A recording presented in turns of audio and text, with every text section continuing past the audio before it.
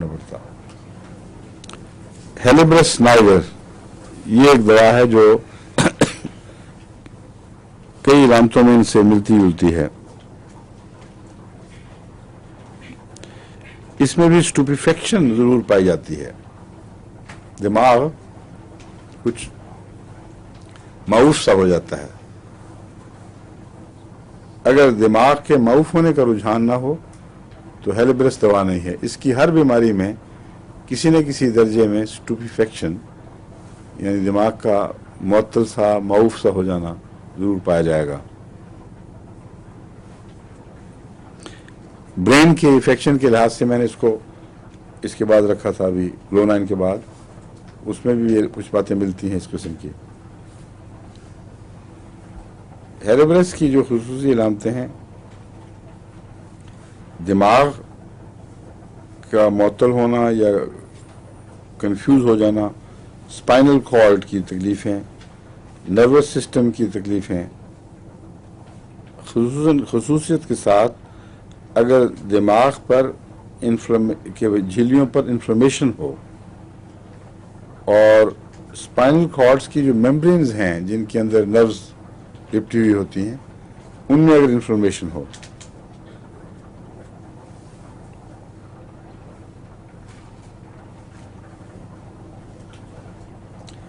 और ऐसी तमाम तकलीफ़ों में जो इंसान को पागलपन की हद तक पहुंचा देती हैं, यानी टिल्ट किया तो पागल हो गया, इस हद तक कि वो तकरीबन इंसैनिटी के करीब पहुंच जाए, वहाँ से खुदा ताला के फजल के साथ हेलिब्रस नाइगर अगर इलामतें मिलती हों तो मरीज को वापस आम सोच वाले इंसान की तरफ ले आती हैं।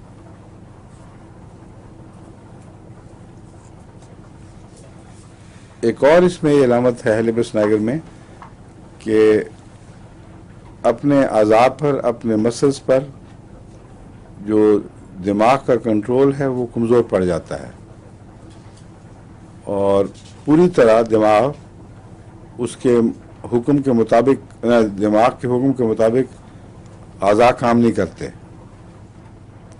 बाज़ कुछ उनमें टेढ़ापन सा पाया जाता है, ताख़ीर से काम करते हैं। बाज़ ताख़ीर वाली एक दवा पढ़ाई थी, आपको याद है? हैं? प्लम्बम, ठीक है। प्लम्बम में ताख़ीर नुमाया है, मगर उसकी ताख़ीर जो है उसका सोच से ताल्लुक़ है, हाथ की हरकत से ऐसा नहीं है। उसमें जब आप मरीज़ को कुछ बात कहते हैं तो कुछ देर के लिए वो समझता नहीं, फिर ज़रा ठहर के समझता है। ये प्लम्बम की इलामत है ताख़ीर की। यहाँ जो ऑर्डर है उसका ब्रेन का वो चल पड़ता है लेकिन पहुंचता देर से है। कोऑर्डिनेशन वो परफेक्ट नहीं है, रफ्तार नहीं है वो पूरी। तो स्लगिशनेस जो है वो दिमाग की स्लगिशनेस की कोई और किस्म है, वो नहीं है जो प्लम्बम वाली है। वो बात समझेगा फौरन, और ये सवरा ना भी समझे, ऑर्डर देगा दिमाग कि ये करो, और फिर भी पैगाम नहीं पहुंच रहा या हल्का होकर पहुंचता है। इस बीमारी में हेलिब्रस नाइगर मुफीद है।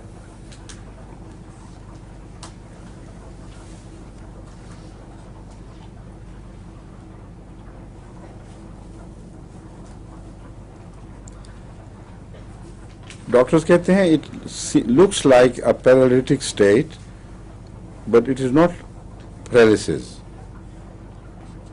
फर्क है, पैरालिसिस में मसल्स की अपनी बीमारी उसके अंदर बैठती है, और ये और तरह का है कि दिमाग ने ऑर्डर दिया है लेकिन मसल्स उसको पूरी तरह ओबे नहीं करते। तो नर्वस सिस्टम, जो सेंट्रल नर्वस सिस्टम है, उससे ताल्लुक है इस बीमारी का। जी, डिलेड कंडक्शन। हाँ, डिलेड कंडक्शन, बिल्कुल ठीक है।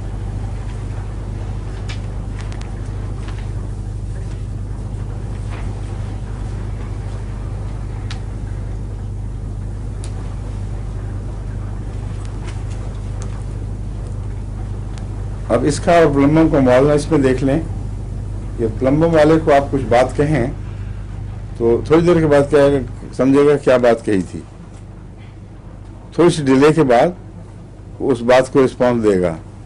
मगर इसका जो मरीज है वो रिस्पॉन्स नहीं देता, क्योंकि वो डल सा होकर आपकी बातों को सुनता है मगर उसको जवाब नहीं देता। उसको जवाब देने के लिए अराउज करना पड़ता है, झंझोड़ कर, यानी जिस्मानी तौर पर भी और वैसे भी, कि देखो मैं तुमसे बात कर रहा हूं, सुनो क्या कह रहा हूं, होश करो। फिर वो सलीम की आंखें खुलती हैं कि क्या बात है। अभी एकदम खुली थी। ठीक है, बस खा रहे हैं आपसे आके।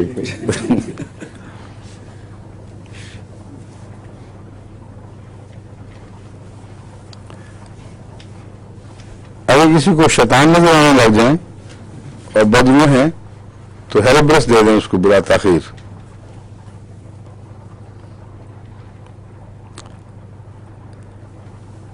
ये जो एहसास है कि मैं कुछ ऐसा गुनाह कर बैठा हूं जिसकी बख्शिश नहीं होगी, ये हेरेब्रस नाइगर में सबसे बहुत नुमायां होता है।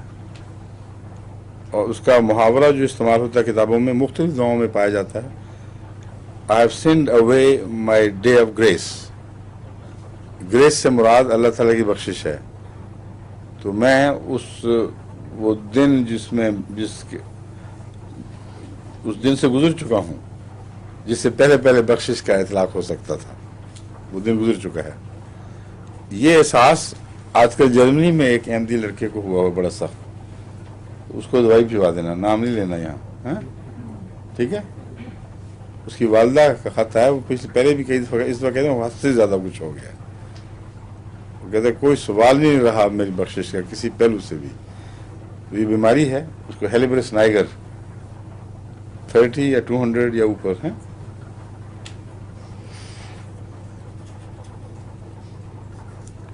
और किन किन दवाओं में है जी? एनाकार्डियम में भी है जी, मुझे याद नहीं रहा। देखिए एनाकार्डियम में और एहसास है कि शैतान बैठा है हाँ वो ठीक है, वो तो वाकई बैठा होता है, शैतान नहीं बैठा होता, मगर वो मनफी रिकॉर्ड करने वाला बैठा होता है। ये जो बज़ाहिर ये मिलती जुलती बात है जो हदीस में आई है, जो कुरान करीम में भी है कि उनके पास वो दोनों फरिश्ते रहते हैं। इसका मतलब ये वो चीज़ नहीं है। यहाँ ये है कि हुक्म देने के लिए शैतान बैठा हुआ है और हुक्म देने के लिए फरिश्ता बैठा हुआ है। जो कुरान करीम ने मज़मून पेश किया है कि मनफी बातें भी रिकॉर्ड करने वाले मौजूद हैं और मुस्बित बातें भी रिकॉर्ड करने वाले मौजूद हैं। समझे? ये ठीक है, आरम में है ये बात, लेकेसिस में भी है, आरम में भी है, हाइवसिमस या स्टेमोनियम में भी है। स्टेमोनियम में है गालबन। मजहबी जुनून और इस किस्म की ज़्यादा मुबालगा में सोचें स्टेमोनियम में पाई जाती हैं।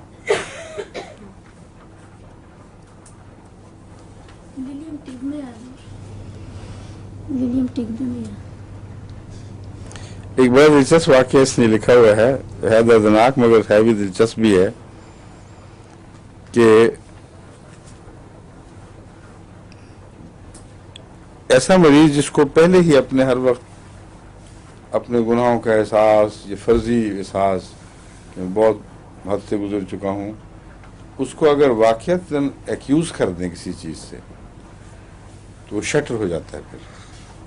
इसलिए हेरेब्रस के केस में एहतियात करनी चाहिए। एक बार वाक़या दिलचस्प ये है कि एक औरत को जो बेचारी मासूम थी मगर मिजाज उसका हेरेब्रस से मिलता था, अमेरिका में एक दफ़ा चोरी हुई तो किसी ने उसका नाम ले दिया, तो इतना सदमा पहुंचा कि उसने खुदकुशी कर ली। और उसका सदमा एक्यूज़ करने वालियों को इतना पहुंचा कि कई तैयार हो गए खुदकुशी के लिए कि हमारी वजह से। तो ये एक प्रॉब्लम बन गई इलाके के लिए। उस एक खुदकुशी के पीछे कई खुदकुशियां तैयार हो रही थी। वो हर एक समझता था कि मुझसे गलती, मैंने भी हिस्सा लिया है, और ठीक समझता था हिस्सा सारे लेते हैं फिर इसमें। तो ये एक लतीफ़ा इसने लिखा हुआ है, वो मैंने कहा आपको भी सुना दूं।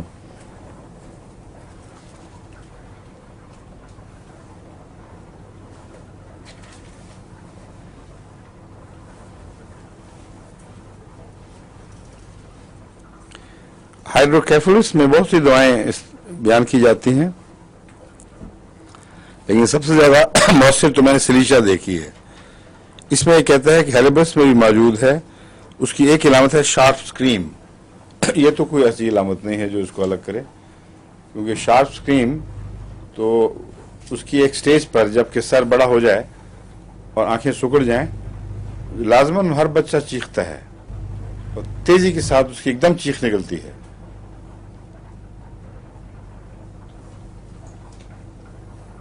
ठीक है।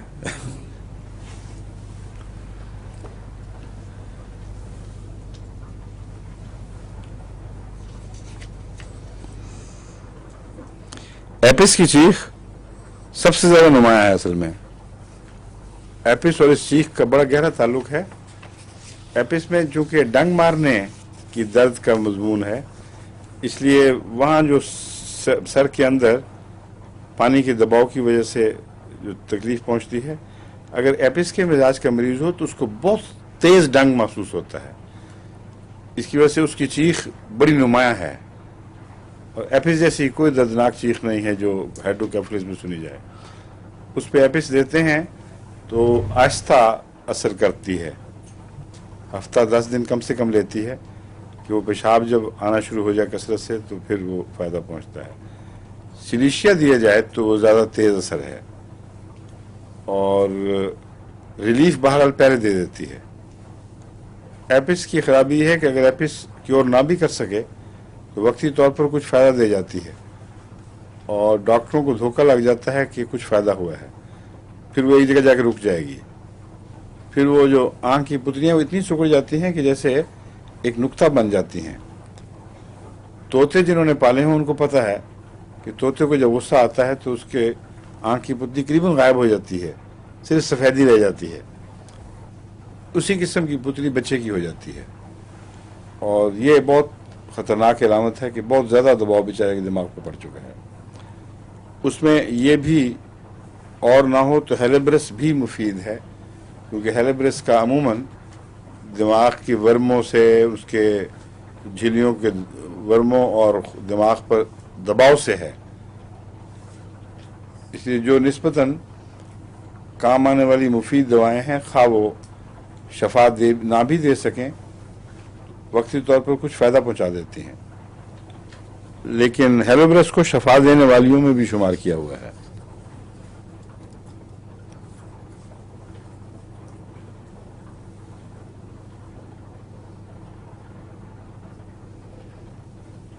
झुकने से अगर वर्टाइगो हो या चक्कर आए तो उसमें ये दवा अच्छी बताई जाती है।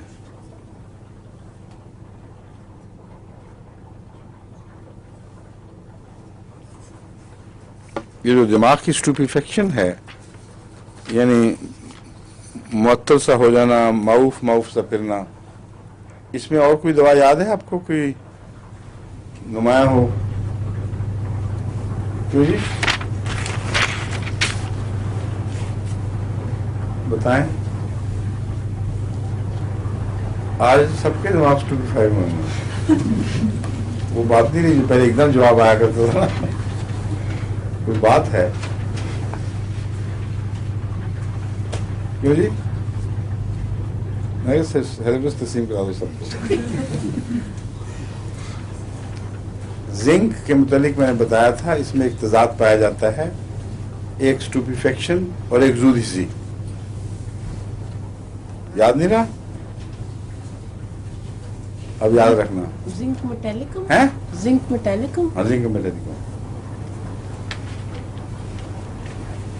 और जिंक मेटालिकम, ये जो स्टूपिफेक्शन और जूदिसी है, ये अजीब मुतजाद चीज़ है। यहाँ तक कि पाँव जो हैं मसलन ख़ास तौर पर सख्त बेचैन हो जाते हैं। जूदिसी दिमाग से हटकर किनारों की तरफ हरकत कर जाती है और पाँव वगैरह पे वो बड़ी नुमाया दिखाई देती है। और जो दिमाग की स्टूपिफेक्शन है, जो अंदरूनी गहरी बीमारियों से ताल्लुक़ रखती है, अगर उसको जिंकम सेल्फ दें या जिंकम मेट दें तो ये एहतियात करें कि फिर एक हफ्ता मरीज के पास न जाएं। کیونکہ اگر زنکم کام کرے تو اتنا اعصاب ہر طرف جسم کے اوپر جلد پر ہر طرف اعصاب میں ایسی سنسنی شروع ہو جاتی ہے، سنسناہٹ، کہ بعض مریض چیخیں مارتا ہے. وہ اشوی جو صرف پاؤں تک محدود رہتی ہے نا عام حالات میں، وہ اگر زنکم فائدہ دینا شروع کر دے اور گہرے مرض کو ٹھیک کر کے اس کو باہر پھینکے، اس میں وہ باہر کس طرح پھینکتا ہے یہ سوال ہے، یہ میں آپ کو سمجھا دیتا ہوں. زنکم میٹ میں اعصابی کمزوری مرض کے مقابلے کی راہ میں حائل ہو جاتی ہے.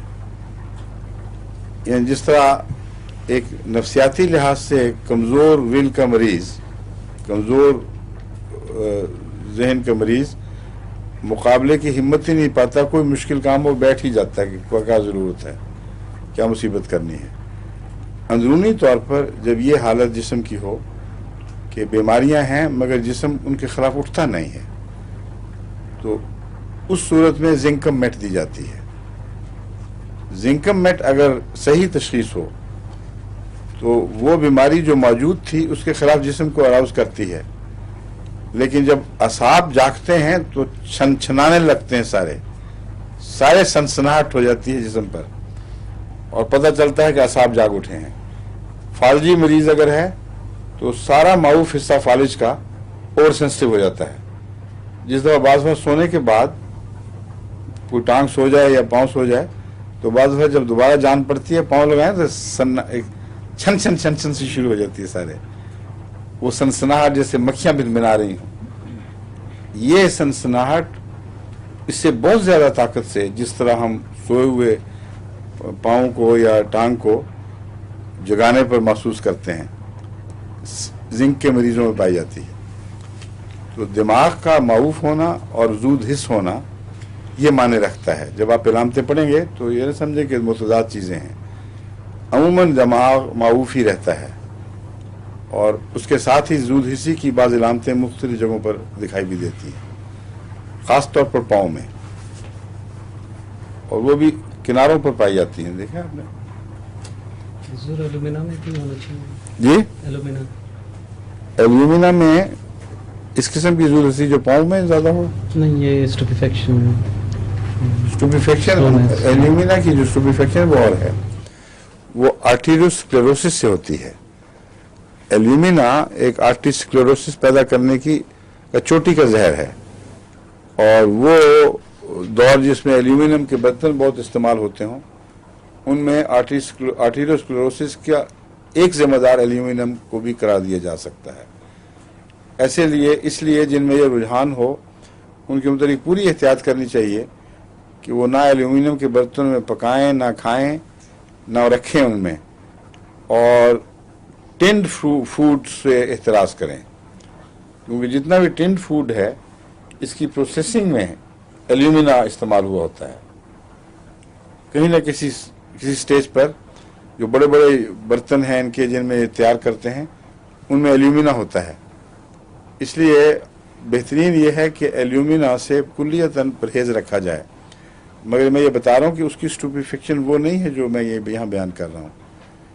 وہ جب آرٹریز سکڑ جاتی ہیں، سخت ہو جاتی ہیں، تو دماغ آہستہ آہستہ معروف ہوتا ہے. لیکن یہ اسٹوپیفیکشن اس لیے یقیناً نہیں کہ اس کا دماغ پرانی یادوں کے متعلق تیز رہتا ہے، صرف تازہ یادوں میں معروف ہوتا ہے. اور پرانا ذکر آپ چھیڑ دیں تو اس کو ہر چیز عام آدمی سے بھی زیادہ تیز یاد ہوگی. بچپن کے سارے قصے سنائے گا اور انٹیلیجنس بھی انٹیکٹ رہتی ہے. اس میں انٹیلیجنس بھی متاثر ہوتی ہے. اس لیے جو آرٹیریوسکلیروسس کی بیماری ہے اس کو پاگل پن کی بیماری نہیں کہہ سکتے کسی قیمت پہ بھی. اس کا دماغ جب بھی فیصلہ کرے گا انٹیلیجنٹ فیصلہ کرے گا، درست فیصلہ کرے گا. لیکن اسٹوپیفیکشن کا مریض جو ہے اس کے اندر صحیح فیصلے کی بھی استطاعت نہیں ہوتی. یہ جو مریض ہے آرٹیریوسکلیروسس کا، اس کو آپ فیکٹس تازہ بھول گئے ہوں گے، لیکن اگر بتا دیں کہ یہ فیکٹس ہیں تو نتیجہ ہمیشہ ٹھیک نکالے گا. اس لیے اس کو مینٹل کیس یا دماغی کیس سے ملتا جلتا بھی آپ قرار نہیں دیتے. याददाश्त है सिर्फ, और वो भी फौरी याददाश्त जो मुतासर हो रही है। जो हार्ड डिस्क की याददाश्त है वो उसी तरह कायम है। समझे? एपिलेप्सी विद कॉन्शियसनेस, इसमें बड़ी दिलचस्प है, और ये मैंने देखे हुए हैं केसेस। एक मरीजा मेरे पास लाई गई थी रब्वा में, 83 की बात है, जिसको मतलब वो माँ बाप ने कहा था हमने बहुत अस्पताल देखे, सब डॉक्टरों के पास गए हैं, इसको अजीब सी एपिलेप्सी है कि जागते जागते गिरती भी नहीं, आंखें यूं सी होती हैं थोड़ी सी, और इससे जब बात करते हैं बाद में कहती है मैं जागी हुई थी, मुझ में बोलने की ताकत नहीं थी।